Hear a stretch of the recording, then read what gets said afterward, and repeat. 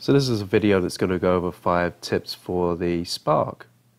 First one is firmware rollback option.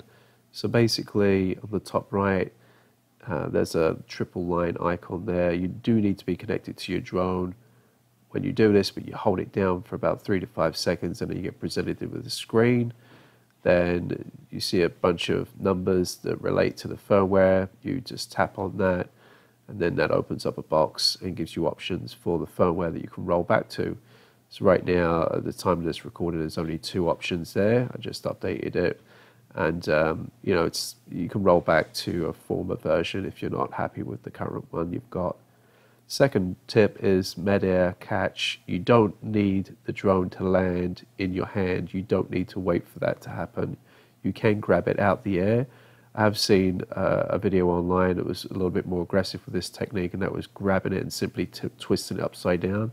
You don't need to do it as per this video. You can just literally grab it by the side and it will turn itself off. Gimbal control options. So this is a video that's going to go over the 3 methods in where you can control the gimbal.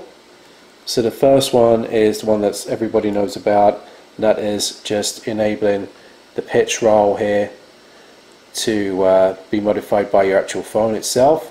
So when you tilt the phone backwards and forwards, you can see the gimbal going up and down. This is a pretty common, useful method of controlling the gimbal on the DJI Spark. So when you're done with this, you can actually just lock it off, and when you tilt your phone backwards and forwards, it stops operating it. But there is another method where you can control the gimbal just by using one of the buttons, arrows up, arrow down, next to the record button here. So again, if you press that, it takes it down.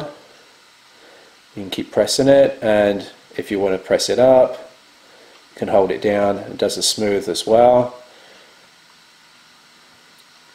So there is no drag down, as you can see. You just literally got to zoom up or zoom down. So pitch up, pitch down. That's number 2 on how to control the gimbal. And the third method is just holding down on the screen. You got to tap onto the joystick, get the joysticks off there, tap on the blue screen, and you can go up or you can go down. So these are 3 very simple methods to control the gimbal on the DJI Spark, and this is all pretty useful stuff. So to go back to joystick mode, again you just tap on the icon down the bottom here, and you can adjust it how you want. Number 4 is to do with slow gestures while in gesture mode. So in this video here you can see me moving the Spark around. If you do move your hand too quickly, it's just not going to be able to comprehend it. If you move it nice and smoothly and slowly, that helps quite a bit. So you can tell when it doesn't register a movement, it'll start flashing red, and that's when, quote unquote, it's a disconnect. So do things slowly. The last tip is just to plan ahead, and I say this because of the battery life. It is unfortunately 16 minutes long, which in realistic terms is probably less than that with actual flight time. So one way to get more out of your battery is to plan ahead, and you can do that through a couple of means, one of which is just going simply onto Google and doing research on your location, or secondly use an app called AirMap, which is absolutely awesome. I have a video made about that, you can check that out. Bonus tip, very simple, just to check the battery life of your drone.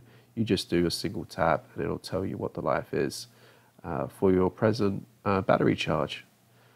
So that concludes 5 tips on your DJI Spark. I hope this video is of some use.